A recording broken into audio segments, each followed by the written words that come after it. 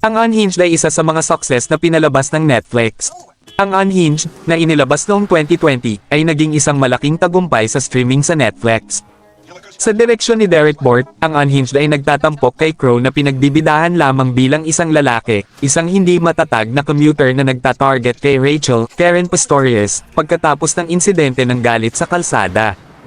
Inilabas sa gitna ng pandemya ng COVID-19, ang pelikula ay hindi isang malaking tagumpay sa takilya, na kumikita lamang ng $44 na milyon sa tinatayang budget na $33 milyon ipinakikita na ngayon ng bagong data mula sa Netflix na ang Unhinged ay ang ika-8 pinakasikat na pelikula sa buong mundo sa streamer para sa linggo ng Oktubre 14 hanggang 20. Ang thriller ay nakakuha ng kahangahangang 7.9 milyong oras, na panood na may kabuoang 5.2 milyong view. Nagtagumpay si Unhinged na talunin ang mga titulo tulad ng Jurassic World Dominion, 2022, at Venom, Let There Be Carnage, 2021, ngunit nahuhuli sa iba tulad ng The Predator, 2018, Bad Boys, Ride or Die, 2024, at Sing, 2016. Na may Lonely Planet 2024 sa nangungunang posisyon. Maaaring hindi kumikinang ang mga review ni Unhinged, kung saan ang pelikula ay kasalukuyang nagtatampok ng walang kinang na 48% sa Rotten Tomatoes mula sa mga kritiko, ngunit gayunpaman, kumakatawan ito sa isang kawili-wiling pagbabago para kay Crow. Masasabing ito na ang kanyang pinakamasungit na karakter, at talagang nakakatakot siya bilang isang random na estranghero na nagtatarget ng isang inosenteng babae dahil sa isang malas na insidente sa trapiko. Ang isang ideya na ginampanan ng pelikula ay ang gayong pagtatagpo ay maaaring mangyari sa sinuman, at iyon ang bahagi kung bakit ito nakakatakot. Ang pelikula ay medyo mas maganda sa mga manunood, na nakakuha ng 77% Rotten Tomatoes na marka ng madla, at tiyak na may ilang kasiyahan sa pulpy thriller na ito. Diretso ang premise at may ilang magagandang sandali ng tensyon sa kabuuan, at walang alinlangang bahagi ang pagiging wild ni Crow kung bakit nakakamit ng pelikula ang tagumpay sa streaming. Ang pagtatapos ni Unhinged ay umabot din sa ilang matinding karahasan.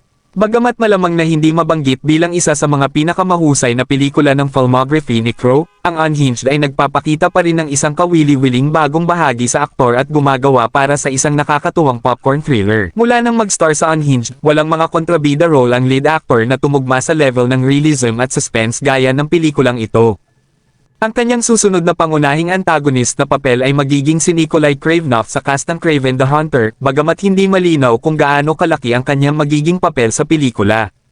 Dahil sa kaunting pagpapakita niya bilang kontrabida sa mga nakalipas na taon, nag-alok ng bago para kay Crow ang muling pagpapalabas ng Netflix ng thriller pagkatapos ng ilang heroic na paglalarawan sa buong karera niya. Si Unhinged ay inspirasyon ng Duel noong 1971, ang unang pelikula ni Steven Spielberg tungkol sa isang walang humpay na trucker.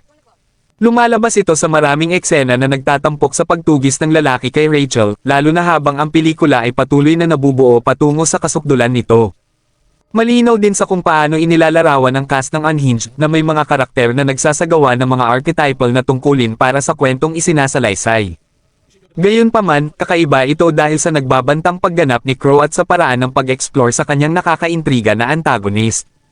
Bagamat maraming matinding thriller tulad ng Unhinged, nag-aalok ang pelikula ng kakaibang karanasan, lalo na dahil sa nakakagulat na pagganap ng lead role nito.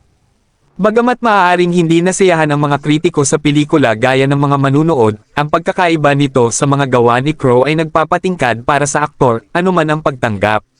Makikipagtambol pa nga siya sa direktor na si Bort, minsan pang para sa crime thriller Bear Country.